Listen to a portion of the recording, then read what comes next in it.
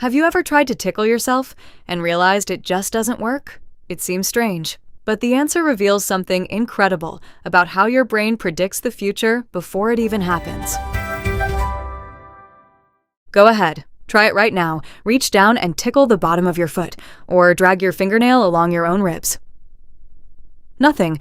Maybe a faint sensation, maybe a little uncomfortable, but not the uncontrollable, gasping, tears streaming down your face laughter that happens when someone else does the exact same thing. You already knew that, but you have probably never asked why. And the real answer is far stranger than you think. Because the reason you cannot tickle yourself reaches all the way into the deepest architecture of your brain. It touches the way your mind predicts the future. It explains why you trust some people and fear others, and it reveals something unsettling about the thin line between your sense of self and everything outside it. Let us start with the sensation itself. There are actually two completely different kinds of tickling, and most people never realize they are not the same thing at all. The first is called knismes. That is the light, crawling feeling you get when a feather drags across your skin, or when you think something might be crawling on your arm. It does not usually cause laughter. It causes alertness. It makes you want to look. The second kind is called gargalesis. That is the deep, rhythmic pressure tickling applied to sensitive spots like your ribs, your armpits, the bottoms of your feet. That is the one that makes you laugh until you beg for it to stop. And here's the first strange thing. You can produce knismesis on yourself, weekly if you try hard enough. But gargalesis? You cannot do it to yourself at all. No matter what you try. The neuroscientist Sarah-Jayne at University College London studied this exact phenomenon in the late 1990s, and what she found changed how scientists think about self-perception. She put people inside brain scanners and had them either tickle their own palms or had a robotic device tickle their palms for them. The physical sensation was identical. Same pressure, same location, same rhythm. But the brain's response was completely different. When someone else did the tickling, the somatosensory cortex and the anterior cingulate cortex, two regions deeply involved in processing touch and emotional response, lit up intensely. When the person tickled themselves, those regions barely responded. It was as if the brain had already canceled the signal before it could arrive. And that is exactly what was happening. Your brain is not just a receiver, it is a prediction machine. Every single moment you are alive, your brain is running a constant forward simulation of what is about to happen.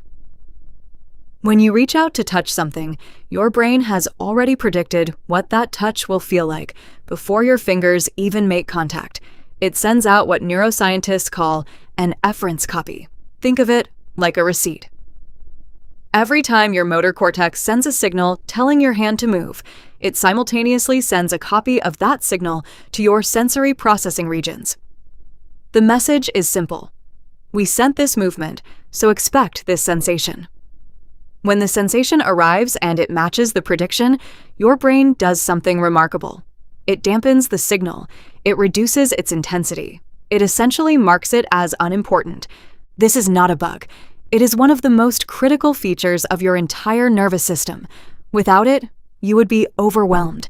Every time you blinked, every time you swallowed, every time your tongue moved inside your mouth, you would feel it with the full raw intensity of a completely unexpected sensation.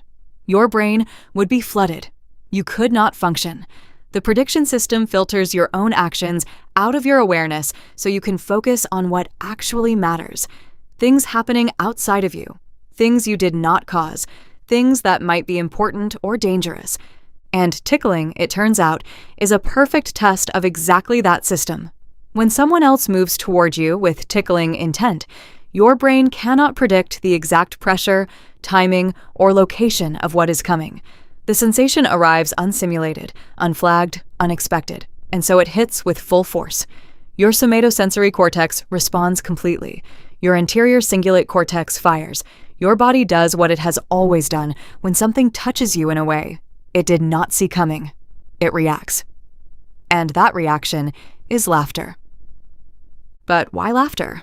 Why not a scream? Why not pain? This is where the story gets genuinely strange. Neuroscientist Robert Provine spent decades studying laughter. and came to a conclusion that most people find deeply uncomfortable. Laughter, he argued, is almost never about humor. Laughter is a social signal. It evolved not to respond to jokes, but to respond to other bodies, specifically, to close, trusted bodies in physical contact. Provine found that you are 30 times more likely to laugh in a social situation than when you are alone. And tickle laughter, the kind that comes from gargalesis, is tightly linked to something called play signals. When primates tickle each other, when they wrestle, when they chase each other in play, the dominant individual often controls the tickling. It is a power dynamic, a trust game. Your body only allows itself to be fully tickle responsive to someone it already does not perceive as a threat. This is why you can be tickled by a stranger, but the laughter feels different. Forced, panicked. This is why tickling someone who does not want to be tickled becomes a form of cruelty. And this is why tickling between people who love each other has a warmth and a looseness that the same action, from someone you distrust, completely lacks. Your nervous system is running a real-time assessment. Is this safe? Is this play? And the answer changes the entire neurological experience. The psychologist Christine Harris at the University of California, San Diego, ran a series of experiments in the early 2000s that challenged everything people assumed about tickle laughter. In one study, she had people placed in a tickle machine, told them the machine was tickling them, and measured their laughter. In another version, she told participants that a person was tickling them when in fact it was the same machine, and in a third, she had a real person tickle them. The results were fascinating. People laughed at similar rates regardless of whether they believed it was a person or a machine doing the tickling. But when she had subjects watch an attractive person seemingly approach them to tickle them, anticipatory laughter began before anyone touched them at all. The brain was already starting the response. The social context was enough to prime the system. Harris concluded that ticklishness is not purely a social response. It is a reflex with social amplifiers. The raw neurological reaction is there regardless of who is touching you or whether anyone is touching you at all. But your social brain, your awareness of who is present, who you trust, how safe you feel, turns that reflex up or down like a volume knob. And here is what that tells you about your brain. Your brain does not experience reality. It constructs it. Every sensation, every emotion, every memory, every moment of laughter or fear or trust is not a direct recording of the outside world. It is a model, an interpretation, a best guess built from predictions, filtered through your history, shaped by who is in the room. When you cannot tickle yourself, you are running directly into the prediction machine at the center of your consciousness. You are feeling the gap between what your brain expects and what it actually receives. And that gap, it turns out, is where almost everything interesting about being human happens. Think about what happens when that prediction system goes wrong. In schizophrenia, researchers like Chris Frith at University College London have found that the efference copy system can break down. The brain fails to properly tag its own actions as self-generated. People sometimes experience their own thoughts as voices coming from outside. Their own movements can feel foreign, as if someone else is controlling them. And fascinatingly, some people with schizophrenia can tickle themselves. Their brain has partially lost its ability to distinguish self from other. The tickle reflex becomes available again because the signal that says this sensation was predicted by you has gone silent. That is the edge you are living on every second of every day. The line between you and the world outside you is not a wall. It is a probability estimate. Your brain is constantly calculating what belongs to you and what does not. What you caused and what happened to you. What you should notice and what you should filter out.